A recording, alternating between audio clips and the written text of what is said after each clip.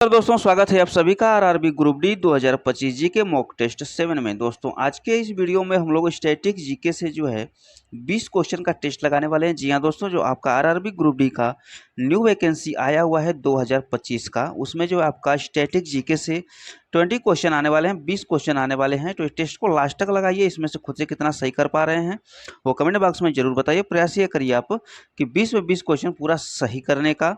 और इसमें जितना भी क्वेश्चन लिया हूँ सब सिलेक्टेड क्वेश्चन है, प्रीवियस ईयर में पूछा हुआ प्रश्न रहेगा। तो चलिए शुरू कर लेते हैं एक छोटे से प्रश्न से। फर्स्ट क्वेश्चन, अभी आपका पहला प्रश्न रहेगा, पाई दिवस कब मनाया जाता है? आंसर करेंगे आप लोग, ऑप्शन आपके सामने हैं। बताइए, पूरे दुनिया भर में मनाया जाता है पाई दिवस, पूरे दुनिया भर में मनाया जाता है, कब मनाया जाता है? आंसर करेंगे आप लोग। तो इसका राइट आंसर हो जाएगा ऑप्शन नंबर बी, 14 मार्च को मनाया जाता है। ओके, 14 मार्च को जो है आपका पाई दिवस पूरे दुनिया भर में मनाया जाता है, यानी कि विश्व भर में मनाया जाता है। ओके, और इम्पोर्टेंट पॉइंट देख लेंगे, इम्पोर्टेंट पॉइंट रहेंगे, काफ़ी इम्पोर्टेंट है। देखिए यहाँ पे 14 मार्च को दुनिया भर में पाई दिवस मनाया जाता है। ओके, ये तो कंफर्म हो गया। अब बात करेंगे 16 मार्च को, तो 16 मार्च को जो है राष्ट्रीय टीकाकरण दिवस मनाया जाता है। काफ़ी इंपॉर्टेंट क्वेश्चन है, ये याद रखेंगे। और नेक्स्ट रहेगा आपका 19 मार्च को अंतर्राष्ट्रीय ग्राहक दिवस और रंग पंचमी दिवस मनाया जाता है। याद रखिएगा तीनों पॉइंट। ओके, काफ़ी इंपॉर्टेंट है। चलिए नेक्स्ट क्वेश्चन देखेंगे।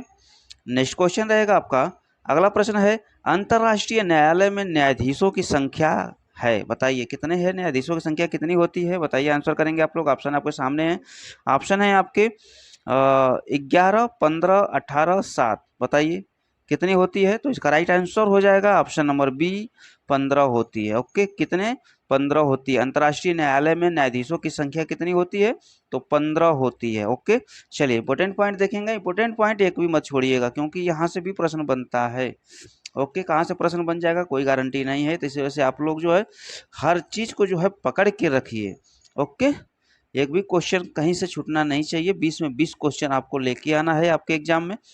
और इंपोर्टेंट पॉइंट देखिएगा आप लोग, अंतर्राष्ट्रीय न्यायालय में 15 न्यायाधीश होते हैं। याद रखिएगा कितने न्यायाधीश होते हैं? 15 न्यायाधीश होते हैं, जिन्हें संयुक्त राष्ट्र महासभा और सुरक्षा परिषद द्वारा 9 वर्षों के कार्यकाल के लिए चुना जाता है। कितने वर्षों के लिए? तो 9 वर्षों के लिए चुने जाते हैं कितने? 15 न्यायाधीश। ओके, और यह न्यायालय की बात किया जाए तो यह न्यायालय जो है नीदरलैंड के हैंग में शांति पैलेस में स्थित है। ओके, याद रखिएगा कितने सालों के लिए चुने जाते हैं? तो 9 सालों के लिए चुने जाते हैं। कितने न्यायाधीश होते हैं? तो 15 न्यायाधीश होते हैं। किसके द्वारा चुने जाते हैं? तो संयुक्त राष्ट्र महासभा और सुरक्षा परिषद द्वारा चुने जाते हैं। ओके, चलिए सब कुछ याद रखिएगा, सब कुछ याद रखिएगा, कुछ भी छोड़ना नहीं है। कहीं से भी प्रश्न पूछिए, आपको आंसर करना है। चलिए नेक्स्ट क्वेश्चन रहेगा आपका, कौन से भारतीय हॉकी खिलाड़ी के नाम पर जर्मनी में एक सड़क का नाम रखा गया है? बताइए, आंसर करिए आप लोग। ऑप्शन है रूप सिंह, धनराज पिल्ले, ध्यानचंद्र, जफर इकबाल। बताइए कौन है? तो उसका राइट आंसर हो जाएगा ऑप्शन नंबर ए, रूप सिंह। ओके, ये कौन है रूप सिंह? चलिए डिटेल में समझेंगे, अच्छे समझ में आएगा। इंपोर्टेंट पॉइंट रहेगा, रूप सिंह 1908 से लेकर के 1977 यह इनका जीवन काल है। ओके, 1908 में इनका जन्म हुआ और 1977 में इनकी मृत्यु हो गई, यानी कि ये पूरा इनका जीवन काल है। ओके, एक भारतीय हॉकी खिलाड़ी थे और सुप्रसिद्ध हॉकी खिलाड़ी मेजर ध्यानचंद के छोटे भाई थे। ओके, किसके छोटे भाई हैं? तो मेजर ध्यानचंद के छोटे भाई हैं रूप सिंह। ओके, 1936 में ओलंपिक में उनके शानदार प्रदर्शन के बाद, ओके याद रखिएगा, म्यूनिक में उनके नाम पर एक सड़क का नाम रखा गया था। ओके, याद रखिएगा किसके नाम पे? तो रूप सिंह के नाम पे। ये मेजर ध्यानचंद के छोटे भाई हैं। ओके, म्यूनिक में इनके नाम पर एक सड़क बना है। ओके, चलिए नेक्स्ट क्वेश्चन, अगला प्रश्न रहेगा आपका, किस नृत्य को रविंद्रनाथ टैगोर ने पुनर्जीवित करके केरल और पश्चिम बंगाल में लोकप्रिय बनाया था? बताइए कौन सा वो नृत्य है जिसको रविंद्रनाथ टैगोर ने जो है पुनर्जीवित किया, यानी कि वो विलुप्त होने के कगार पे था, उसको पुनर्जीवित किया और उसको जो है केरल और पश्चिम बंगाल का जो है लोकप्रिय बना दिया था। तो वो कौन सा है, कौन सा नृत्य है? तो उसका राइट आंसर हो जाएगा Manipuri. Okay, option number C हो जाएगा राइट। डिटेल में देखेंगे, रविंद्रनाथ टैगोर एक प्रसिद्ध कवि, लेखक और दार्शनिक ने 1919 में मणिपुरी नृत्य देखा और उनसे बहुत प्रभावित हुए। उन्होंने अपने विश्वविद्यालय शांति निकेतन, कौन सा विश्वविद्यालय, शांति निकेतन में मणिपुरी नृत्य के एक शिक्षक गुरु को आमंत्रित किया और मणिपुरी शैली को अपने नृत्य नाटकों का आधार बनाया, जिन्हें रविंद्र नृत्य नाट्य कहा जाता है। टैगोर के प्रयासों से मणिपुरी नृत्य को बढ़ावा मिला और यह पश्चिम बंगाल और केरल का लोकप्रिय हो गया। ओके, चलिए नेक्स्ट क्वेश्चन का आंसर करेंगे, अगले प्रश्न की ओर बढ़ेंगे। भारत द्वारा अंटार्कटिका में स्थापित प्रथम अनुसंधान स्टेशन का नाम क्या है, बताना है आपको। बताइए, काफी बार पूछा जाता है ये प्रश्न, आपका कोई भी एग्जाम हो सब में ये क्वेश्चन पूछा जाता है, तो आंसर करेंगे आप लोग। तो इसका राइट आंसर हो जाएगा option number C, Dakshin Gangotri. Okay, option number C हो जाएगा राइट। इंपॉर्टेंट पॉइंट देखिएगा, भारत द्वारा अंटार्कटिका में स्थापित पहला अनुसंधान स्टेशन दक्षिण गंगोत्री था। यह अंटार्कटिक कार्यक्रम के तहत 1983 से 1984 में स्थापित किया गया था। ओके, चलिए नेक्स्ट क्वेश्चन, अगले प्रश्न की ओर बढ़ेंगे। अगला प्रश्न रहेगा, ग्रेनाइट सिटी के नाम से जाना जाता है, बताइए किसे ग्रेनाइट सिटी के नाम से जाना जाता है। ऑप्शन है एवरडीन, शिकागो, जोहान्सबर्ग, मॉस्को। तो इसका राइट आंसर हो जाएगा एवरडीन। ओके, ऑप्शन नंबर ए हो जाएगा राइट, यानी कि ग्रेनाइट सिटी के नाम से किसे जाना जाता है, तो एवरडीन को जाना जाता है। डिटेल में देखेंगे, ग्रेनाइट सिटी के रूप में एवरडीन स्कॉटलैंड और जालौर राजस्थान को जाना जाता है। याद रखिएगा, एवरडीन स्कॉटलैंड में अधिकांशतः इमारतें ग्रेनाइट से बनी हैं, जिससे इसे ग्रेनाइट सिटी की उपमा मिली है। ओके, याद रखिएगा, एवरडीन स्कॉटलैंड में स्थित है। अब बात करेंगे, जालौर जो राजस्थान में है अपने ग्रेनाइट उद्योग के लिए प्रसिद्ध है और इसे ग्रेनाइट सिटी के रूप में जाना जाता है। ओके, चलिए नेक्स्ट क्वेश्चन, अगला प्रश्न रहेगा आपका, मैजिक सिटी के नाम से किसे जाना जाता है। आंसर करेंगे आप लोग, मैजिक सिटी के नाम से किसे जाना जाता है, तो इसका राइट आंसर हो जाएगा option number D, Miami Florida को जाना जाता है। ओके, क्यों जाना जाता है वो आप समझेंगे यहाँ पे। मैजिक सिटी के नाम से सबसे प्रसिद्ध शहर मियामी फ्लोरिडा है। यह शहर अपने तेज विकास दर और अनोखे फन के कारण ऐसा नाम पाया है। Okay, magic city. चलिए नेक्स्ट क्वेश्चन, क्वेश्चन नंबर 8 रहेगा, किस भारत पाकिस्तान संघर्ष के परिणाम स्वरूप बांग्लादेश स्थापित हुआ, बताइए। तो इसका राइट आंसर हो जाएगा दिसंबर 1971 के युद्ध के दौरान जो है बांग्लादेश स्थापित हुआ। चलिए डिटेल में समझेंगे। 1971 में भारत पाकिस्तान युद्ध के परिणाम स्वरूप बांग्लादेश स्थापित हुआ था। 1971 में पूर्वी पाकिस्तान के लोगों ने पाकिस्तान में से स्वतंत्रता की मांग करते हुए एक मुक्त संग्राम शुरू किया, जिसमें भारतीय सेना ने बांग्लादेश के स्वतंत्रता सेनानियों की मदद की। ओके, और 16 दिसंबर 1971 को पाकिस्तानी सेना ने आत्मसमर्पण कर दिया और पूर्वी पाकिस्तान को बांग्लादेश के रूप में एक स्वतंत्र राष्ट्र के रूप में मान्यता दी गई। ओके, चलिए ये इंपॉर्टेंट था, याद रखेंगे। नेक्स्ट क्वेश्चन की ओर बढ़ेंगे। अगला प्रश्न रहेगा आपका, काफी इंपॉर्टेंट है, मिस यूनिवर्स खिताब जीतने वाली पहली भारतीय कौन है, बताइए। तो इसका राइट आंसर हो जाएगा option number D, Sushmita Sen है। ओके, डिटेल में देखेंगे,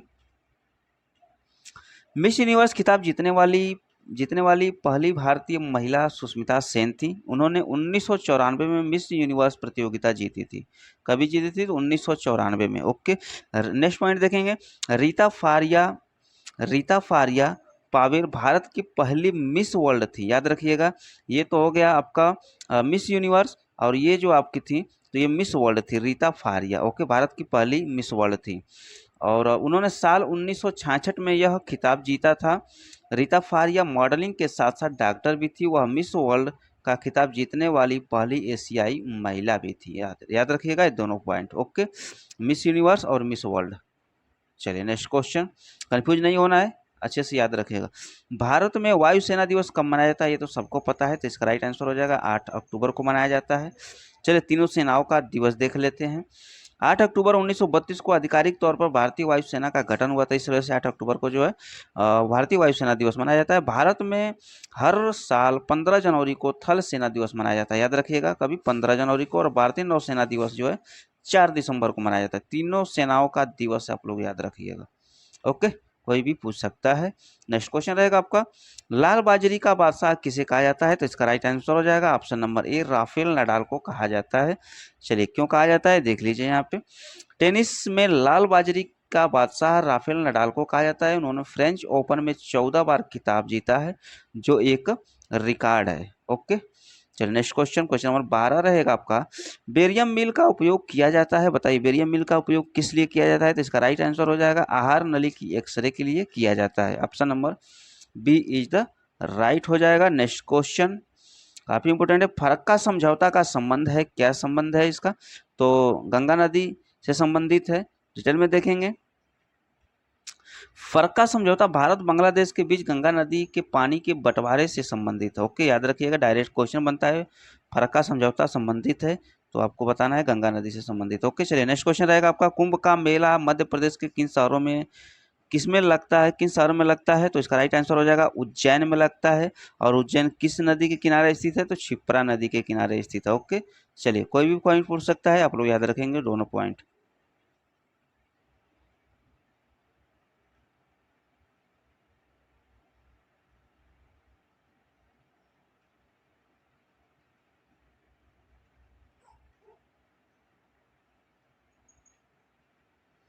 चलिए नेक्स्ट क्वेश्चन देखेंगे।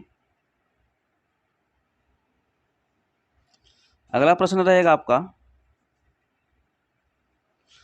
इंटरनेशनल प्रीमियर टेनिस लीग के संस्थापक कौन है? तो इसका राइट आंसर हो जाएगा option number C, Mahesh Bhupathi हैं। Option number C is the right हो जाएगा। इंपॉर्टेंट पॉइंट देखिएगा, international premier tennis league IPTL के संस्थापक महेश भूपति हैं। उन्होंने 2013 में पेरिस में लीग की घोषणा की थी। ओके, याद रखिएगा, डेट भी याद रखिएगा, पूछ सकता है। नेक्स्ट क्वेश्चन है, हताश पार्टी किस देश की राजनीतिक पार्टी है? तो इसका राइट आंसर हो जाएगा इजराइल, यानी कि option number D is the right हो जाएगा। डायरेक्ट क्वेश्चन बनता है, इजराइल की ये राजनीतिक पार्टी है। नेक्स्ट क्वेश्चन का आंसर करेंगे आप लोग, विश्व उपभोक्ता अधिकार दिवस कब मनाया जाता है? तो सबको पता है, तो विश्व उपभोक्ता अधिकार दिवस जो है आपका 15 मार्च को मनाया जाता है। Option number B is the right हो जाएगा। नेक्स्ट क्वेश्चन रहेगा आपका, अगला प्रश्न रहेगा, मोसाद किस देश की गुप्तचर संस्था है? बताइए, डायरेक्ट क्वेश्चन बनता है। तो इसका राइट आंसर हो जाएगा मोसाद जो है आपका इजराइल, यानी कि option number A is the right हो जाएगा। मोसाद इजराइल की राष्ट्रीय खुफिया एजेंसी है। मोसाद का गठन इजराइल के पहले प्रधानमंत्री डेविड बेन गुरियोन के आदेश पर 13 दिसंबर 1949 में हुआ था, याद रखिएगा। इजराइल के प्रथम प्रधानमंत्री भी याद रख लीजिएगा यहाँ से, डेविड बेन गुरियोन। ओके, ये भी पूछ सकता है। ओके, चलिए नेक्स्ट क्वेश्चन, क्वेश्चन नंबर 19 रहेगा आपका, काफी इंपॉर्टेंट है, सूरज ताल झील कहाँ स्थित है? बताइए सूरज ताल झील कहाँ पे स्थित है? तो इसका राइट आंसर हो जाएगा आपका हिमाचल प्रदेश में स्थित है। Option number B is the right हो जाएगा। इंपॉर्टेंट पॉइंट देखेंगे, सूरज ताल झील भारत के हिमाचल प्रदेश राज्य के लाहौल और स्पीति जिले में स्थित है। Okay, next question, question number 20 का आंसर करेंगे आप लोग, निम्नलिखित में से कौन सितार से संबंधित नहीं है?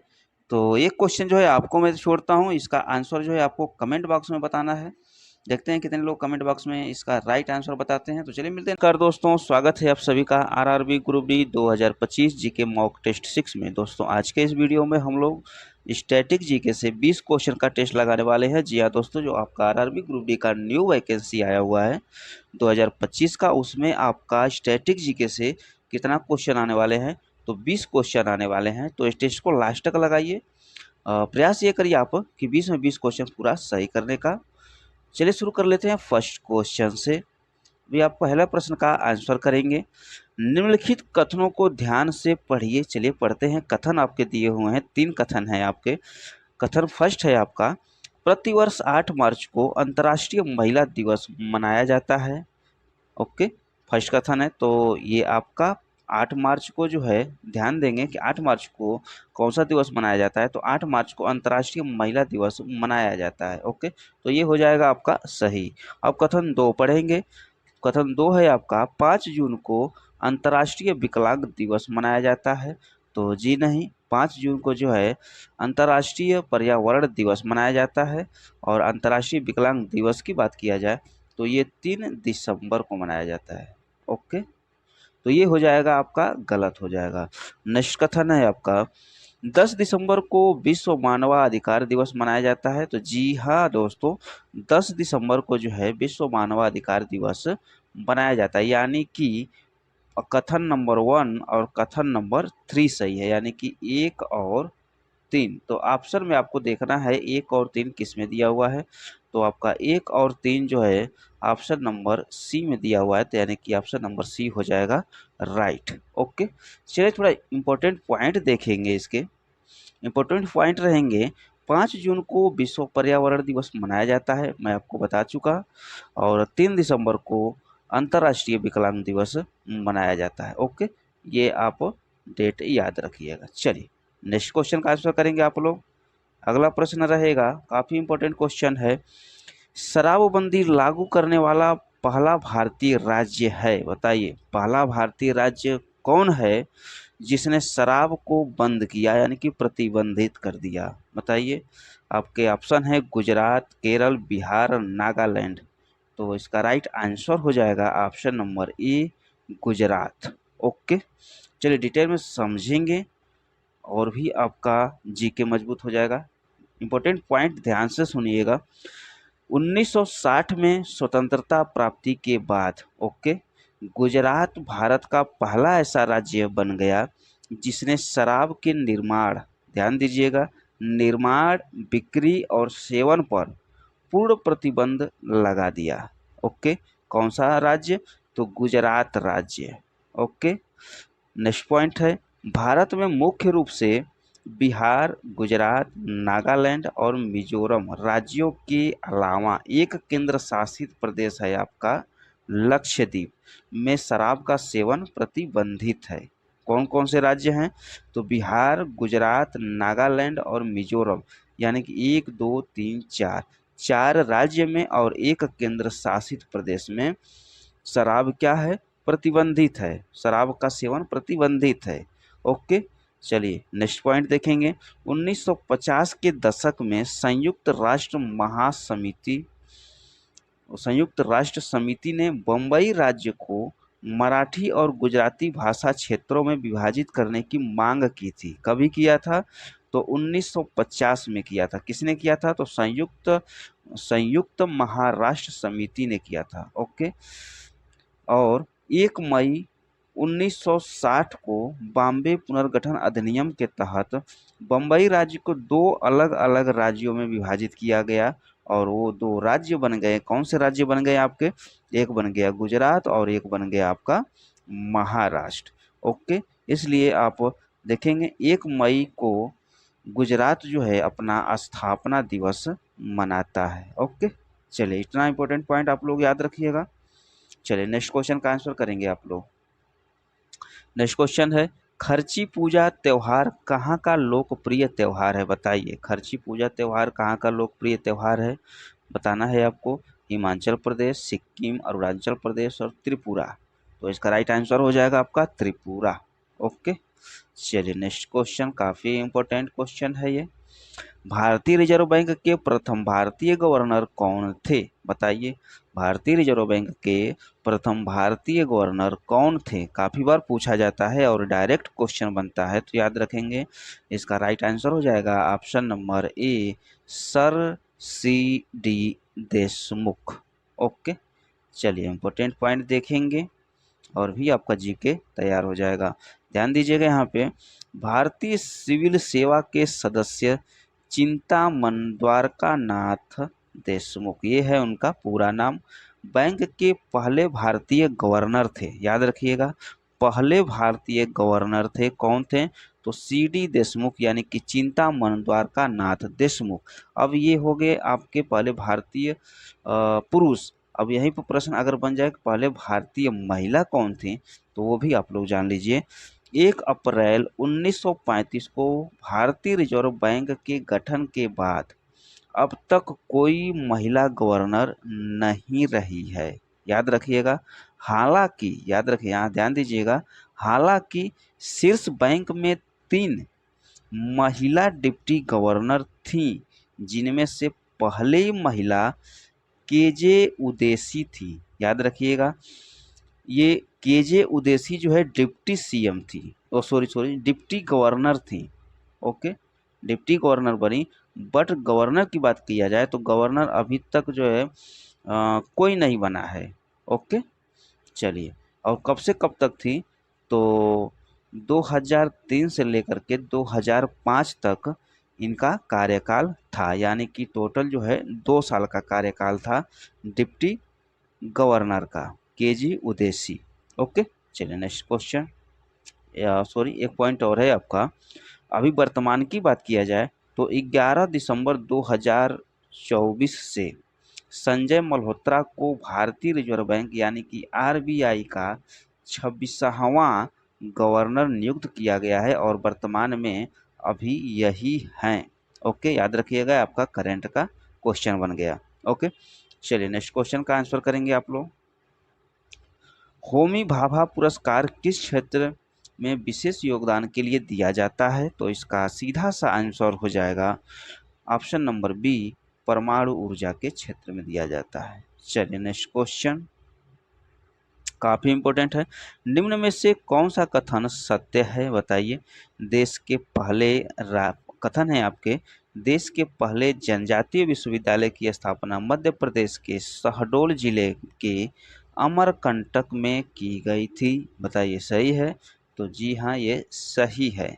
और सेकंड कथन है, इसका नाम इंदिरा गांधी राष्ट्रीय जनजाति विश्वविद्यालय था, तो ये भी पॉइंट आपका सही है, यानी कि दोनों कथन आपका सही है।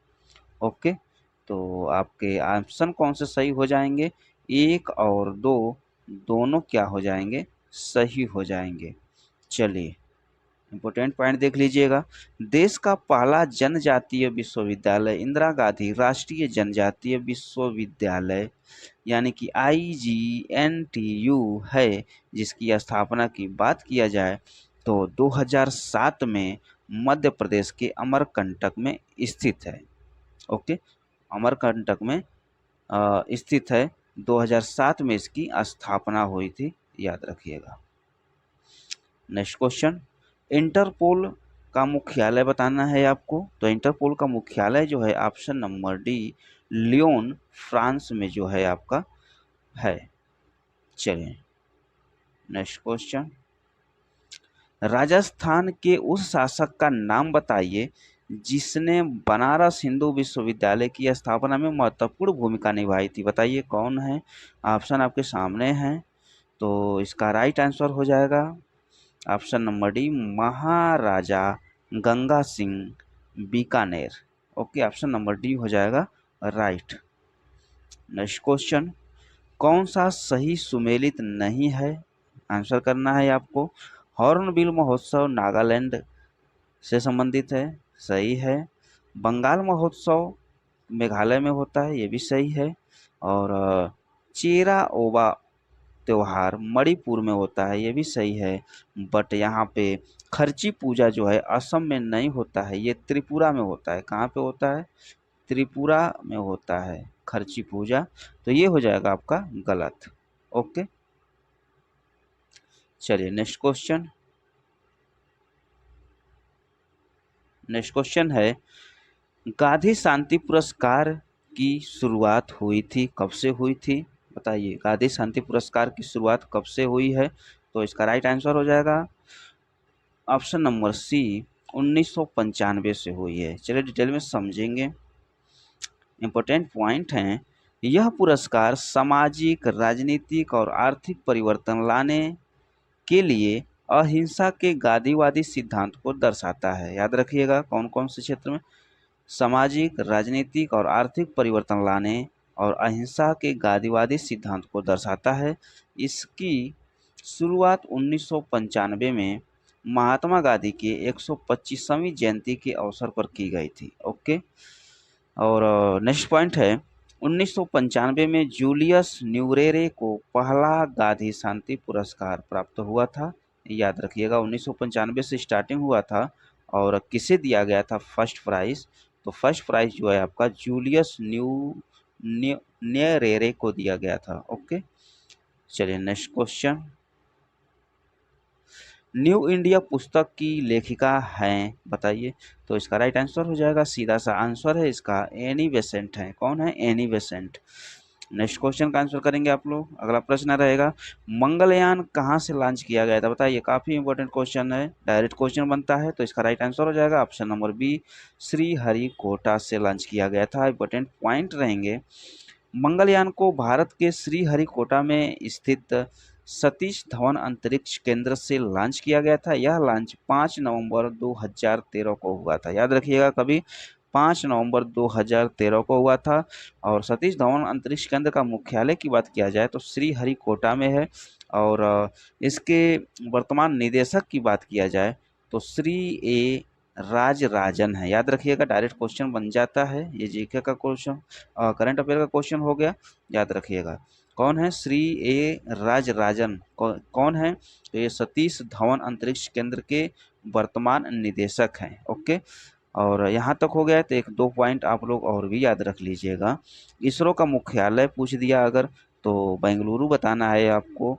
और इसरो के नए अध्यक्ष की बात किया जाए तो नए अध्यक्ष वी नारायणन हैं। कौन है? वी नारायणन। ओके। चलिए नेक्स्ट क्वेश्चन, गांधी शांति पुरस्कार ये वार्षिक पुरस्कार डैश दिया जाता है। किसको दिया जाता है गांधी शांति पुरस्कार? तो ये आपको जानना जरूरी है, व्यक्तियों और संस्थाओं को दिया जाता है। ओके, व्यक्तियों और संस्थाओं को दिया जाता है। डिटेल में देखेंगे, गांधी शांति पुरस्कार ये वार्षिक पुरस्कार व्यक्ति या संगठन को दिया जाता है। यह पुरस्कार भारत सरकार द्वारा स्थापित है और महात्मा गांधी की 125वीं जयंती के उपलक्ष्य में 1995 से दिया जा रहा है। कब से दिया जा रहा है? तो 1995 से दिया जा रहा है। बताइए 14 नंबर का आंसर करेंगे आप लोग। शांति स्वरूप भटनागर वार्षिक पुरस्कार किस क्षेत्र में उत्कृष्ट उपलब्धि में दिया जाता है?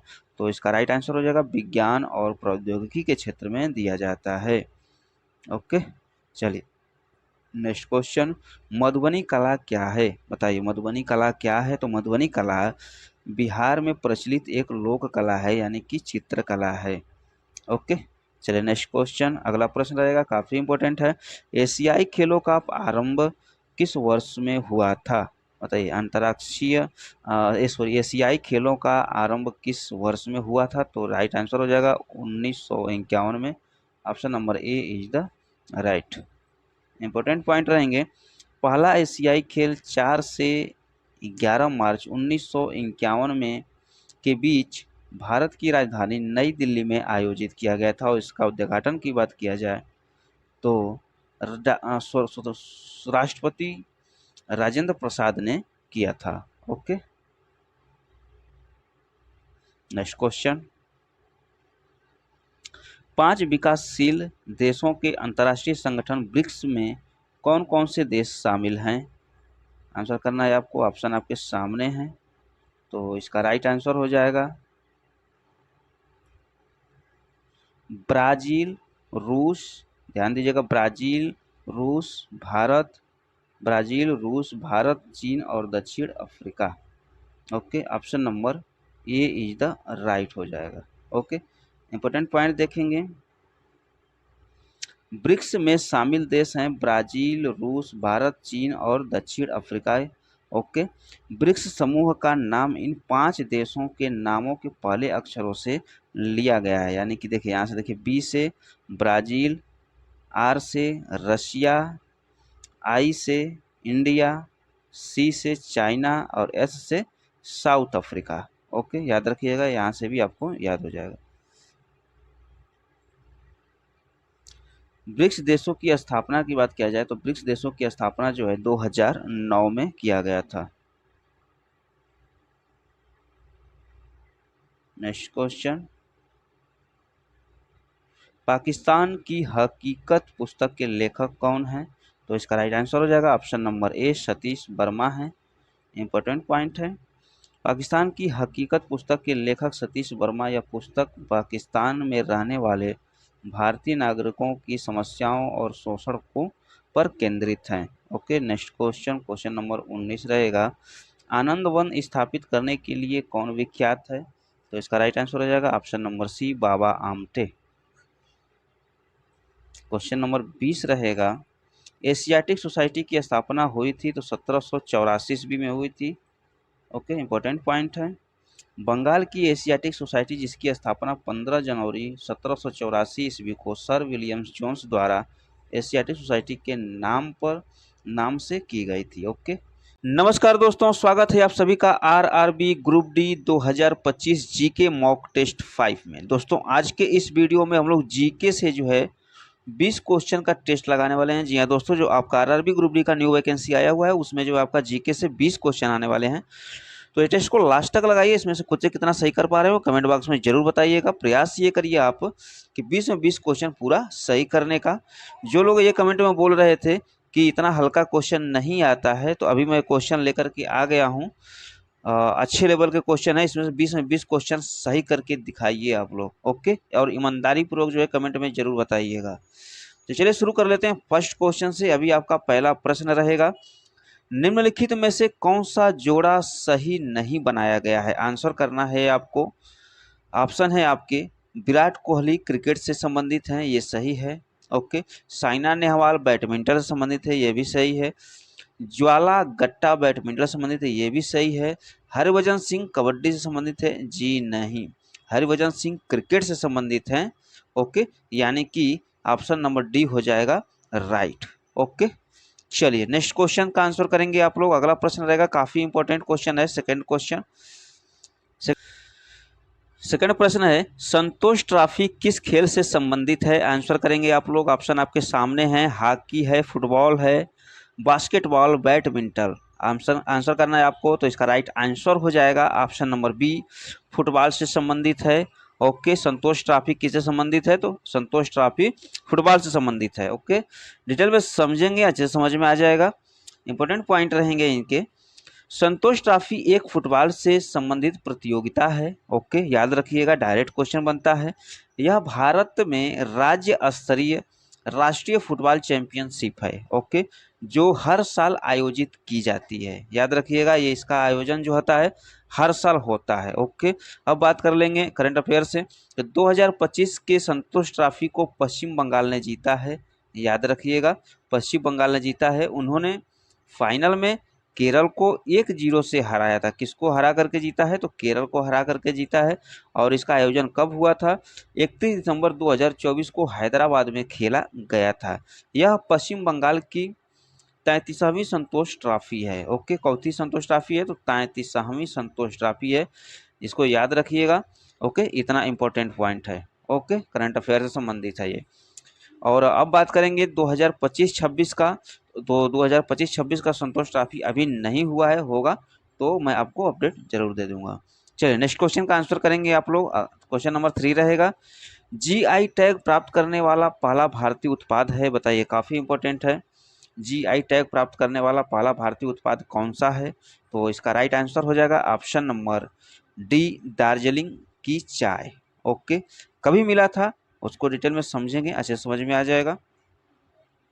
भारत में जीआई टैग प्राप्त करने वाला पहला उत्पाद दार्जिलिंग की चाय है। ओके, इसे 2004-5 में यह टैग दिया गया था। ओके, कभी दिया गया था? 2004-5 में। चलिए नेक्स्ट क्वेश्चन है, MICR का पूर्ण नाम है। ऑप्शन आपके सामने है, आंसर करेंगे आप लोग। तो इसका राइट आंसर हो जाएगा option number B, magnetic ink character recognition. Okay, चलिए डिटेल में समझेंगे, इंपॉर्टेंट पॉइंट रहेंगे इनके। MICR का मतलब है मैग्नेटिक इंक कैरेक्टर रिकॉग्निशन। यह 9 अंकों का कोड है जो चेक के निचले भाग पर मैग्नेटिक इंक का प्रयोग करके मुद्रित किया जाता है। कौन सा चेक? जो बैंक द्वारा दिया जाता है वही चेक। ओके, चलिए नेक्स्ट क्वेश्चन, अगला प्रश्न का आंसर करेंगे आप लोग। काफी इंपॉर्टेंट है। आरबीआई के लोगो में कौन सा जानवर का चित्र है? आंसर करेंगे आप लोग, तो इसका राइट आंसर हो जाएगा ऑप्शन नंबर ए, टाइगर। ओके, टाइगर यानी कि बाघ। इंपॉर्टेंट पॉइंट रहेंगे। आरबीआई यानी कि रिजर्व बैंक ऑफ इंडिया के प्रतीक चिन्ह में बाघ यानी कि टाइगर चित्रित किया गया है। यह प्रतीक चिन्ह एक बाघ और ताड़ के पेड़ का संयोजन है। ओके, नेक्स्ट पॉइंट रहेगा। आरबीआई के प्रतीक चिन्ह में बाघ को भारत के राष्ट्रीय पशु के रूप में शामिल किया गया है। ओके, प्रारंभ में आरबीआई के प्रतीक चिन्ह में शेर और ताड़ का पेड़ था। याद रखिएगा, प्रारंभ में आरबीआई के प्रतीक चिन्ह में शेर था और ताड़ का पेड़ था, लेकिन बाद में शेर को बाघ में बदल दिया गया। ओके, चलिए नेक्स्ट क्वेश्चन। प्रसिद्ध पुस्तक अ better India a better world इनके द्वारा लिखी गई है। इसके द्वारा लिखी गई है, तो इसका राइट आंसर हो जाएगा option number B, NR Narayana Murthy द्वारा लिखी गई है। इंपॉर्टेंट पॉइंट हैं,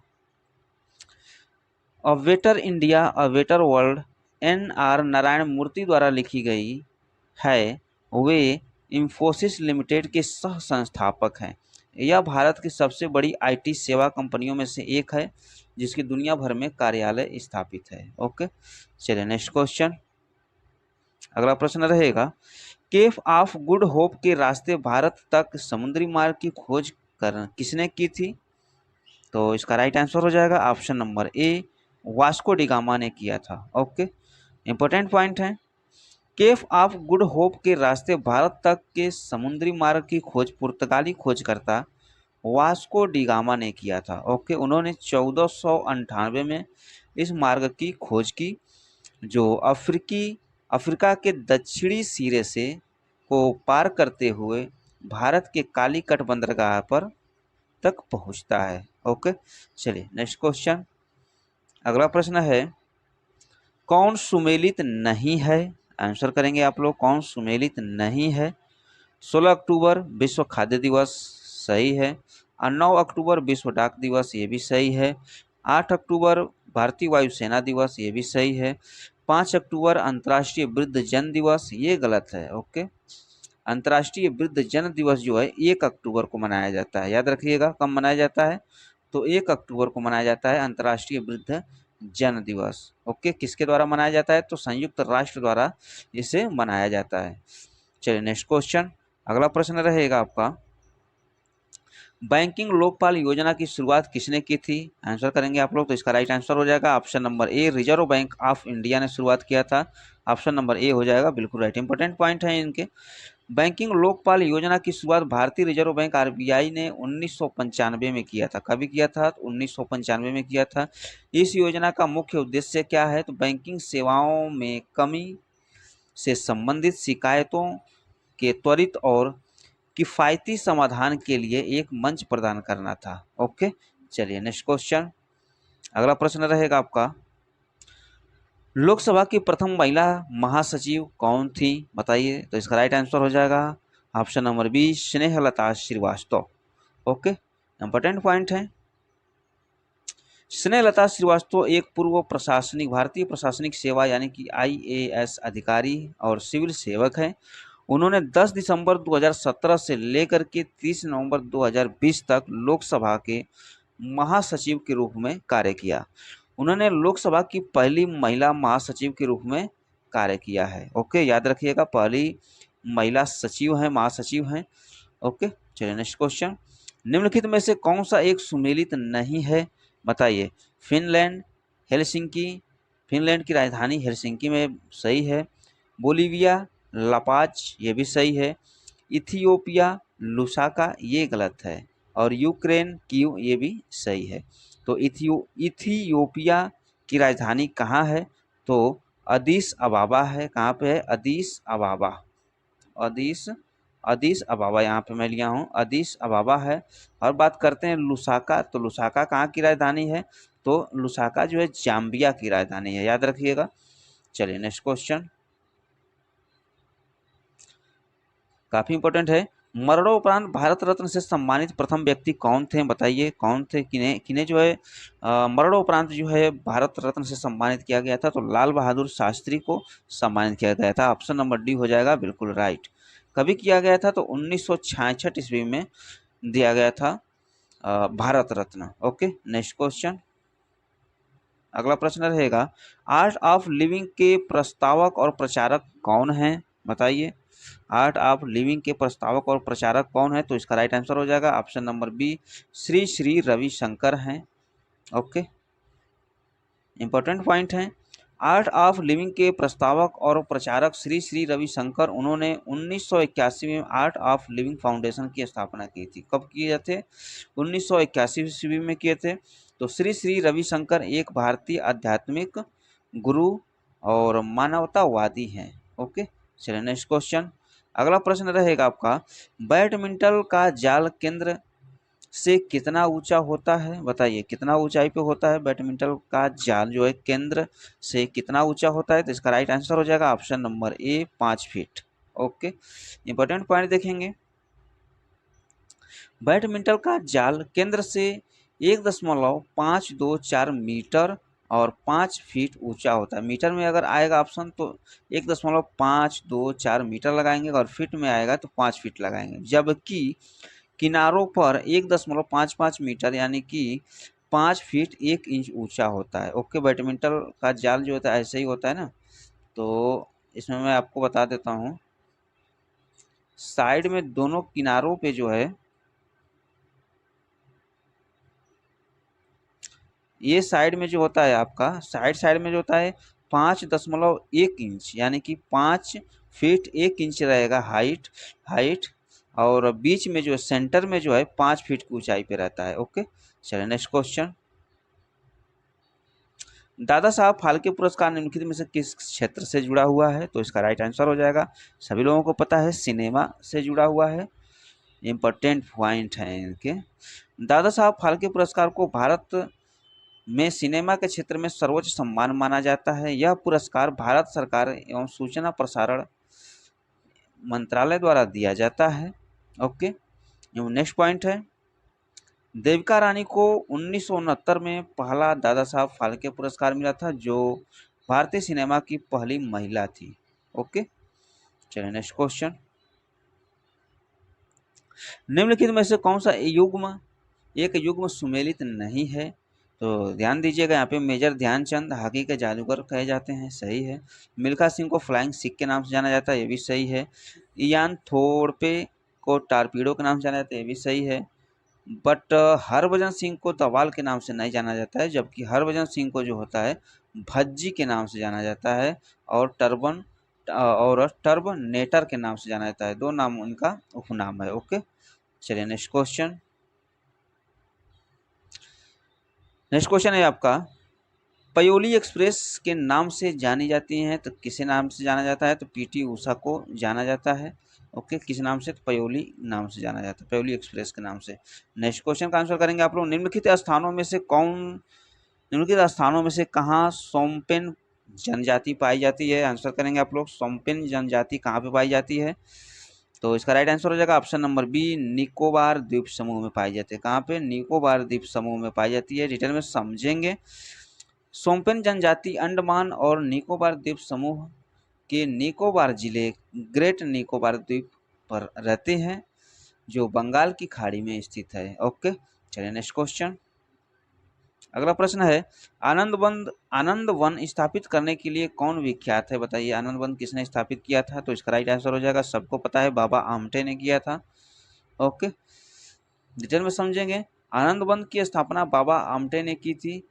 वह एक प्रसिद्ध सामाजिक कार्यकर्ता थे, जिन्होंने कुष्ठ रोगियों, विकलांगों और समाज के हाशिए पर पड़े लोगों को के लिए आश्रम की स्थापना किए थे। ओके, चलिए इस वीडियो में बस इतना ही, मिलते हैं नेक्स्ट वीडियो में, तब तक के लिए सॉरी एक क्वेश्चन और है, क्वेश्चन नंबर 20 है, एशियाटिक सोसाइटी की स्थापना किसने किया था? तो एशियाटिक सोसाइटी की स्थापना कब हुई थी? तो 1784 ईस्वी में हुई थी, 1784 ईस्वी में हुए थे। ऑप्शन नंबर सी हो जाएगा बिल्कुल राइट।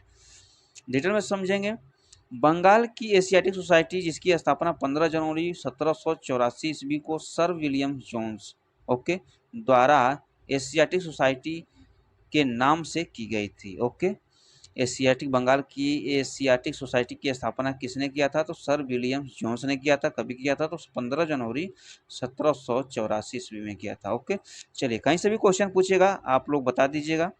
चलिए इस वीडियो में बस इतना ही, मिलते हैं नेक्स्ट वीडियो में, तब तक के लिए जय हिंद। वीडियो कैसा लगा? अच्छा लगा हो तो प्लीज वीडियो को लाइक, चैनल पे पहली बार आए हो तो प्लीज चैनल को सब्सक्राइब जरूर करिएगा। मिलते हैं नेक्स्ट वीडियो में, तब तक के लिए जय हिंद। नमस्कार दोस्तों, स्वागत है आप सभी का RRB group D 2025 GK mock test 4 में। दोस्तों आज के इस वीडियो में हम लोग जीके से जो है 20 क्वेश्चन का टेस्ट लगाने वाले हैं। जी हाँ दोस्तों, जो आपका आरआरबी ग्रुप डी का नया वैकेंसी आया हुआ है 2025 का, उसमें जो है आपका जीके से जो है 20 क्वेश्चन आने वाले हैं। तो इस टेस्ट को लास्ट तक लगाइए, इसमें से खुद से कितना सही कर पा रहे हो कमेंट बॉक्स में जरूर बताइएगा। प्रयास ये करिए आप कि 20 में 20 क्वेश्चन पूरा सही करने का। तो चलिए शुरू कर लेते हैं फर्स्ट क्वेश्चन से। अभी आपका पहला प्रश्न रहेगा, संयुक्त राष्ट्र सुरक्षा परिषद के 5 अस्थाई सदस्य हैं। आपको आंसर करना है वो कौन से 5 सदस्य हैं जो अस्थाई हैं। तो इसका राइट आंसर हो जाएगा ऑप्शन नंबर सी, चीन, फ्रांस, रूस, ब्रिटेन और यूएसए। ओके, यही 5 देश हैं जो संयुक्त राष्ट्र सुरक्षा परिषद के अस्थाई सदस्य हैं। ओके, चलिए डिटेल में समझेंगे, अच्छे से समझ में आ जाएगा। इंपॉर्टेंट पॉइंट रहेगा, संयुक्त राष्ट्र सुरक्षा परिषद की स्थापना 1945 ईस्वी में संयुक्त राष्ट्र चार्टर के तहत हुई थी। किसके तहत हुई थी? संयुक्त राष्ट्र चार्टर के तहत हुई थी। परिषद की संरचना में 15 सदस्य देश हैं। याद रखिएगा, क्वेश्चन डायरेक्ट बन जाएगा आपका। ओके, कि संयुक्त राष्ट्र सुरक्षा परिषद के टोटल सदस्यों की संख्या कितनी है? तो अब तब जाके आपको आंसर करना है 15, और इसमें से अगर अस्थाई पूछ देगा तो आपको 5 आंसर करना है, और अस्थाई पूछ देगा यानी कि गैर अस्थाई तो आपको आंसर 10 करना है, और टोटल पूछ देगा तो आपको आंसर 15 करना है। ओके, ध्यान दीजिएगा ये तीनों पॉइंट। आगे है अस्थाई सदस्य। नेक्स्ट पॉइंट है अस्थाई सदस्य कौन कौन से हैं, आपको मैं पहले ही बताया, चीन, फ्रांस, रूस, यूनाइटेड किंगडम और संयुक्त राज्य अमेरिका। यूनाइटेड किंगडम यानी कि ब्रिटेन। ओके, और गैर अस्थाई सदस्य की बात किया जाए तो गैर अस्थाई सदस्यों को महासभा द्वारा 2 साल के कार्यकाल के लिए चुना जाता है। ओके, कितने साल के लिए? तो 2 साल के लिए चुना जाता है। इन सदस्यों का चुनाव भौगोलिक आधार पर किया जाता है ताकि विभिन्न क्षेत्रों का प्रतिनिधित्व सुनिश्चित हो सके। ओके, किन सदस्यों को चुना जाता है 2 साल के लिए? तो गैर अस्थाई सदस्यों को चुना जाता है। इनकी संख्या कितनी है? तो इनकी संख्या 10 है। ओके, चलिए नेक्स्ट क्वेश्चन देखेंगे। अगला प्रश्न रहेगा आपका, निम्नलिखित में से कौन सुमेलित नहीं है? आंसर करना है आपको। ऑप्शन आपके सामने है, बताइए कौन सुमेलित नहीं है। तो इसका राइट आंसर हो जाएगा ऑप्शन नंबर ए, राजस्थान परमाणु ऊर्जा संयंत्र उदयपुर। ओके, क्यों नहीं सुमेलित है? क्योंकि राजस्थान परमाणु ऊर्जा संयंत्र उदयपुर में नहीं है, ये रावत भाटा में स्थित है, जो राजस्थान का चित्तौड़गढ़ जिले का एक शहर है। ओके, उस शहर का क्या नाम है? तो रावत भाटा नाम है। क्या नाम है? रावत भाटा नाम है। ओके, चलिए नेक्स्ट क्वेश्चन की ओर बढ़ेंगे। अगला प्रश्न रहेगा आपका, बहुत ही इंपॉर्टेंट क्वेश्चन मैं लिया हूं और अच्छे लेवल का क्वेश्चन है। नेक्स्ट क्वेश्चन का आंसर करेंगे, सदीर किस नृत्य शैली का प्राचीन नाम है? आंसर करना है आपको, सदीर किस नृत्य शैली का प्राचीन नाम है?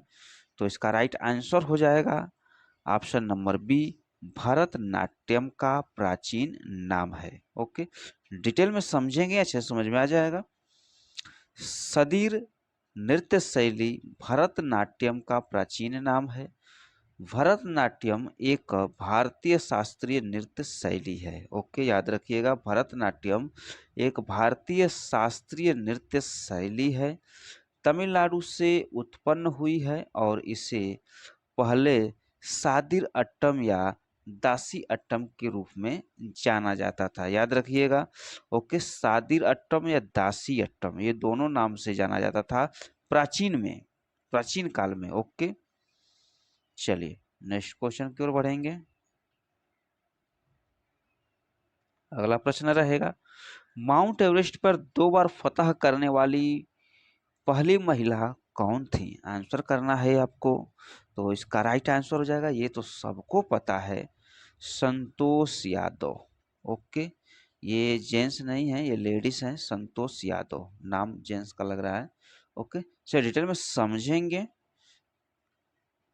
संतोष यादव ने 1992 में पहली बार, ओके, और 1993 में दूसरी बार, याद रखेंगे, 1992 में पहली बार और 1993 में दूसरी बार। ओके, लगातार ये चढ़ी हैं 92 और 93 में। ओके, माउंट एवरेस्ट की चोटी पर सफलतापूर्वक चढ़ाई की थी। ओके, वह दुनिया की पहली महिला थी जिन्होंने माउंट एवरेस्ट पर 2 बार चढ़ाई की और कास कागसंक मुख से माउंट एवरेस्ट पर सफलतापूर्वक चढ़ाई करने वाली पहली महिला भी थी। ओके, कांगसंक। ओके, चलिए नेक्स्ट क्वेश्चन।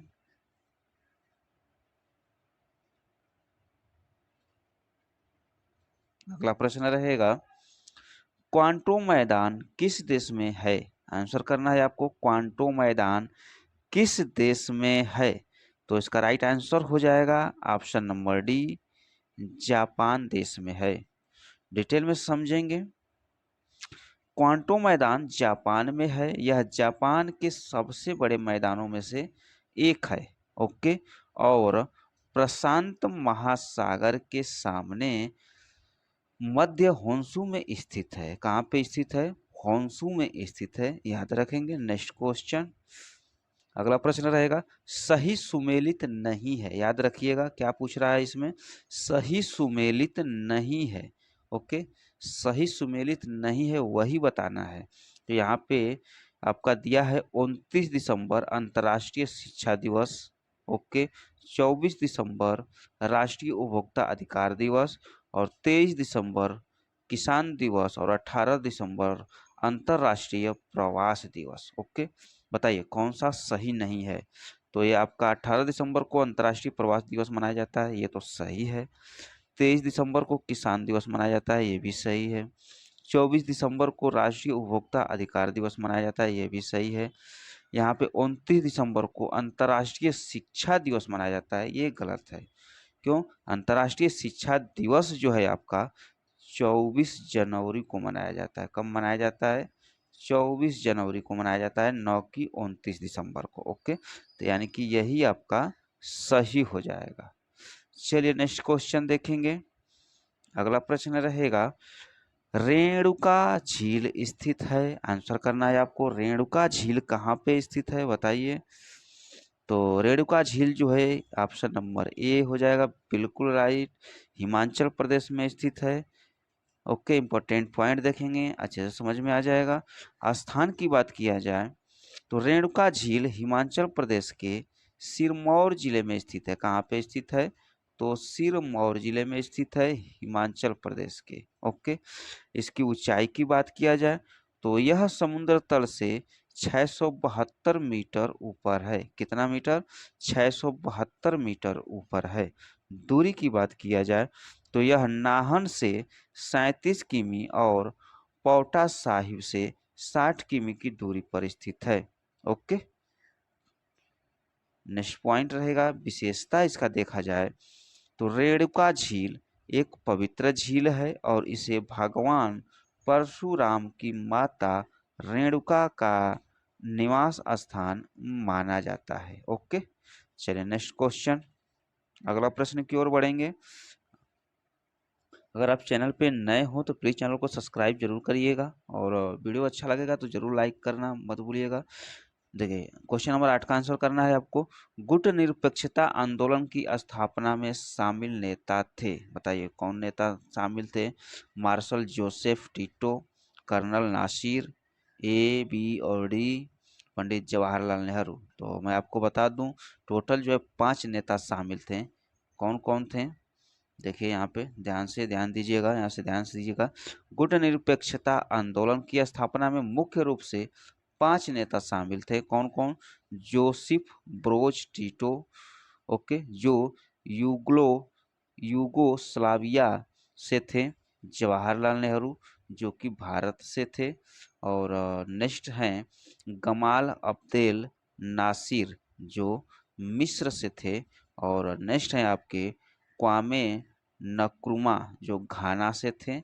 और लास्ट हैं सुकर्णो जो इंडोनेशिया से थे। ओके, यानी कि ये देखा जाए तो गुट निरपेक्षता आंदोलन में भारत से बस केवल जवाहरलाल नेहरू थे। ओके, और टोटल मिलाकर के जो है 5 लोग थे। तो यहाँ पे सब लोग मिल रहे हैं आपका marshal Joseph Tito, colonel Nasser, Pandit Jawaharlal Nehru. तो यानी कि ऑप्शन नंबर सी हो जाएगा बिल्कुल राइट।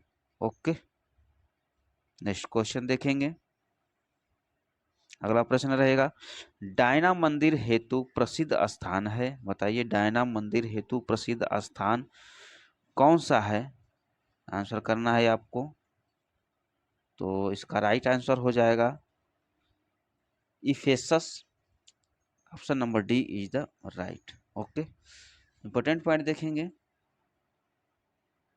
डायना मंदिर के लिए प्रसिद्ध सबसे प्रसिद्ध स्थान प्राचीन यूनानी शहर इफिसस इफेसस है, जहां आर्टेमिस का मंदिर स्थित है। ओके, जिसे डायना मंदिर के नाम से भी जाना जाता है, याद रखिएगा। नेक्स्ट क्वेश्चन रहेगा आपका नींद का अध्ययन कहलाता है। तो नींद का अध्ययन जो होता है हिप्नोलॉजी कहलाता है, यानी कि हिप्नोलॉजी के अंतर्गत नींद का अध्ययन किया जाता है। नेक्स्ट क्वेश्चन निम्न में से कौन सा एक युग्म सुमेलित नहीं है। सुमेलित है पूछा है, इसमें क्या है, निम्न में से कौन सा एक युग्म सुमेलित है। लाल त्रिकोण परिवार नियोजन, ये भी सही है। रेड क्रॉस डॉक्टरी सहायता अस्पताल खतरा, ये भी सही है। हरा प्रकाश यानी कि रास्ता साफ का सिग्नल, ये भी सही है। यानी कि ऑप्शन नंबर डी हो जाएगा राइट। ओके, नेक्स्ट क्वेश्चन का आंसर करिए। अगला प्रश्न रहेगा डाओ चेंग येडिंग एयरपोर्ट कहाँ स्थित है, बताइए। तो इसका राइट आंसर हो जाएगा ऑप्शन नंबर डी तिब्बत में स्थित है। कहाँ पे स्थित है? तिब्बत में स्थित है। नेक्स्ट क्वेश्चन 13 नंबर का आंसर करेंगे लास्ट सफर किसने चित्रित किया था, बताइए। तो इसका राइट आंसर हो जाएगा ऑप्शन नंबर बी लियोनार्डो ने चित्रित किया था। ओके, नेक्स्ट क्वेश्चन और काफी इंपॉर्टेंट क्वेश्चन है ऊँटों का प्रसिद्ध व्यापार किस वार्षिक मेले का हिस्सा है, बताइए। तो इसका राइट आंसर हो जाएगा ऑप्शन नंबर डी पुष्कर मेला। ओके, डिटेल में समझेंगे। ऊँटों का प्रसिद्ध व्यापार पुष्कर मेले का हिस्सा है। यह मेला राजस्थान के पुष्कर में हर साल आयोजित होता है। ओके, और इसे विश्व के सबसे बड़े ऊँट मेलों में से एक माना जाता है, याद रखिएगा। ओके, नेक्स्ट क्वेश्चन और वेरी वेरी इंपॉर्टेंट क्वेश्चन है ये। ओके, स्वतंत्रता की प्रतिमा यानी कि स्टैच्यू ऑफ लिबर्टी कहाँ स्थित है, बताइए कहाँ पे स्थित है। तो इसका राइट आंसर हो जाएगा ऑप्शन नंबर डी न्यूयॉर्क में स्थित है। ओके, डिटेल में देखेंगे। स्वतंत्रता की प्रतिमा यानी कि statue of liberty New York harbour में लिबर्टी द्वीप पर स्थित है। यह एक विशाल मूर्ति है जो न्यूयॉर्क शहर में स्थित है। कहाँ पे स्थित है? न्यूयॉर्क शहर में स्थित है। यह फ्रांस द्वारा किसके द्वारा? फ्रांस द्वारा संयुक्त राज्य अमेरिका को एक उपहार थी। ओके, और 1886 में समर्पित की गई थी। कभी की गई थी? तो 1886 में समर्पित की गई थी। Okay, next question, question number 16 देखेंगे। जापान का राष्ट्रीय पोशाक कौन सी है, बताइए। तो इसका राइट आंसर हो जाएगा ऑप्शन नंबर डी कीमोनो। क्या है? कीमोनो। कीमोनो जो है जापान का राष्ट्रीय पोशाक है। ओके, नेक्स्ट क्वेश्चन, विश्व में जीसस क्राइस्ट की सबसे बड़ी मूर्ति कहाँ स्थित है बताइए, कहाँ है बताइए। तो इसका राइट आंसर हो जाएगा ऑप्शन नंबर ए, ब्राजील में है। कहाँ पे है, तो ब्राजील में है। इंपॉर्टेंट पॉइंट देखेंगे, विश्व में जीसस क्राइस्ट की सबसे बड़ी मूर्ति ब्राजील के रियो डी जेनेरियो शहर में स्थित है। कहाँ पे, रियो डी जेनेरियो शहर में स्थित है, जिसे क्राइस्ट द रिडीमर के नाम से जाना जाता है। ओके, यह मूर्ति माउंट कोरकोवाडो की चोटी पर स्थित है। ओके, चलिए नेक्स्ट क्वेश्चन, क्वेश्चन नंबर 18 रहेगा, 14 मार्च 2012 को प्रकाश सिंह बादल को किस पद पर नियुक्त किया गया था। तो इसका आंसर हो जाएगा ऑप्शन नंबर बी, पंजाब के मुख्यमंत्री के रूप में नियुक्त किया गया था। नेक्स्ट क्वेश्चन, ग्रामीण परिदृश्य हेवन किसके द्वारा चित्रित किया गया था बताइए। तो इसका राइट आंसर हो जाएगा option number D, John constable के द्वारा चित्रित किया गया था। और इस वीडियो का लास्ट क्वेश्चन रहेगा, भारत का सिक्किम राज्य निम्नलिखित में से किस राज्य से जुड़ा हुआ है। तो इसका आंसर हो जाएगा ऑप्शन नंबर ए, पश्चिम बंगाल से जुड़ा हुआ है। चलिए इस वीडियो में बस इतना ही, मिलते हैं नेक्स्ट वीडियो में, तब तक के लिए जय हिंद। वीडियो कैसा लगा, अच्छा लगा हो तो प्लीज़ वीडियो को लाइक, चैनल पे नए हो तो प्लीज़ चैनल को सब्सक्राइब करना मत भूलिएगा। मिलते हैं नेक्स्ट वीडियो में, तब तक के लिए जय हिंद।